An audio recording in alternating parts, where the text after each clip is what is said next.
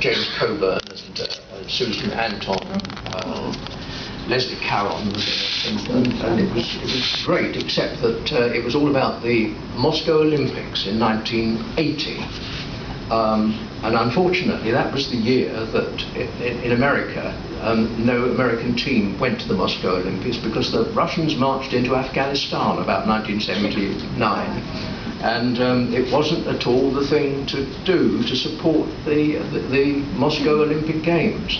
Even in Britain, there was a strong movement against it. Mrs. Thatcher, in the end, had her way, and the team did go, but there was a lot of bad feeling about it. So this wasn't the best background for my book Golden Girl to be launched. So I don't think it was ever seen here in the cinema. It appears on television late at night sometimes, round about the time the Olympic Games comes around, or you might see it as a movie on a flight across the Atlantic. But that was one, and then I did some one-off books. Tell us about False Inspector Dew. The False Inspector Dew was that won the Gold Dagger, and so it's a rather important one in my writing career. I think I wanted to. I'd always, as a kid, occasionally I had been taken down to the coast and I'd seen across the Solent the great ocean-going liners, the Queen Mary and the Queen Elizabeth come by, and it sort of got my imagination going. And I, for some time, thought that it might be interesting to try. And again, the ocean-going liner was in part of that whodunit form, really. Closed circle. It was a closed circle thing. Yes. So I decided to do that and write about.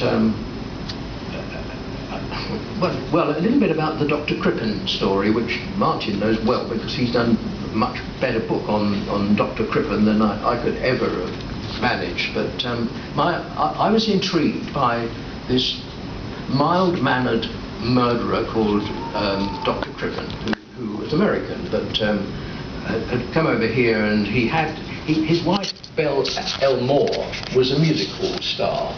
And very outgoing lady, and had all sorts of friends and so on, but she disappeared, and at first nobody thought Dr. Crippen could do it, but then he decided that he had a mistress, and Ethel Leneve, and he and Ethel had better get out of London pretty fast when there was a lot of interest in where poor Belle Elmore had gone. He got on a liner with the idea of escaping to that side of the Atlantic, and he had actually killed Belle Elmore, or Cora, and buried her in the cellar. Some people dispute that, but basically that was the approved story at the time. And I thought, well, what if he had taken her with him on the ocean trip instead, and decided that instead of sort of burying her in the cellar, that he would, following up another famous murder case, kill her and push her through a porthole on the ship, and he might not have been discovered. He might have sort of got away with it, and in the meantime his mistress Ethel could have been posing, or could have got onto the ship in some other way, and they would link up later and walk down the gangway on the other side, and everybody would think it was Cora Crippen, but Cora would be drowned by that time, dead. So that was the makings of the story, and anyway, it was very good for me. Success. Yes, and those of you who haven't read it, you've really got a treat in the stories. It's a fantastic book, and really no surprise it won that gold dagger. And it also reflects the interest you mentioned earlier, Peter, your interest in true crime, fueled by Marshall Hall and all that. And you've mentioned briefly The Brides in the Bath, and yes. You've taken quite an interest in that case over the years. Yes, I have. And I did a piece for a collection you wrote. You'll remind me of the title that it was given. Truly Criminal. Truly Criminal. A little plug there, which included, yes, I decided that I'd rather like to do because these brides were murdered in tin baths, basically. I thought I would try and track down the tin baths and find out what happened to them, because they were lugged into court, and various experiments were tried with police women, trying to see whether you could actually drown somebody in a bath and how you would go about it. One of them nearly did die during these experiments that were going on. So the whole thing had a sort of macabre side that appealed to me, and so I was glad when Martin said he was doing something on real crimes to contribute a little piece from the point of view of the tin baths. Yes, it's an absolute joy to read. It's really a unique piece of non-fiction, that essay. And there's another book I'm very keen on, which was actually televised, and again it's a historical mystery, but a different period. The book was called On the Edge. Would you like to tell us a bit about that? Yes, when it was televised, they called it Dead Gorgeous, so it's a little bit confusing. But I was sort of, by that time I was still drawing a bit on my memories of the war and immediately afterwards. And I remembered some of the feelings of women who had been quite active during the war, helping the war effort in all sorts of ways.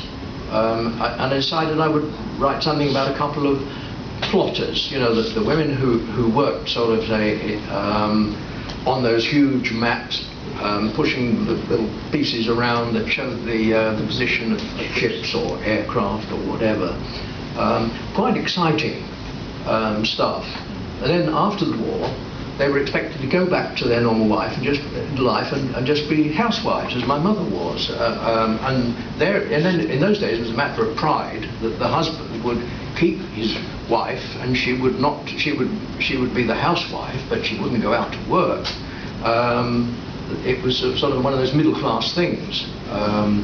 But these two ladies at the end of the war, having had, say, quite an important role in the war, just happened to meet up somewhere, and both sort of decided, that they were having a pretty rough time of it. They really were not very content with the position that they were in post-war. And because it moves on, and they decide that the only way to sort of get out of this system is to murder their unsatisfactory husbands. So that was the basis of.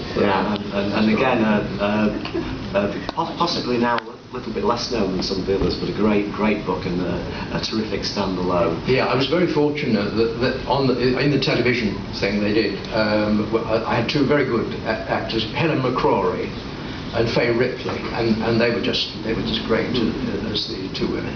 Mm-hmm. And you had a short story that was done in Tales of the Unexpected as well, didn't you? Oh yes. Like in the early 80s. Yes, I wrote a book. I was interested in family history, and I thought, what if your name is Smith, then you're interested in family history? So I wrote a story called How Mr. Smith Traced His Ancestors. And about an American guy who's coming over to trace his English ancestors. His name happens to be Smith, and the problems, of course, that he has when he gets to look at the registers and sees just how many Smiths there are and what a problem he's got. But he's not quite at the level person that you think he is at the beginning, and yes, that made a Tale of the Unexpected. It did, and one of Peter's great accomplishments is that he's a master of the short story.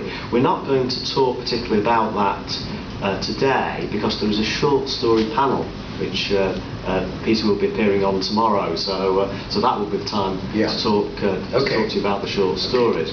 But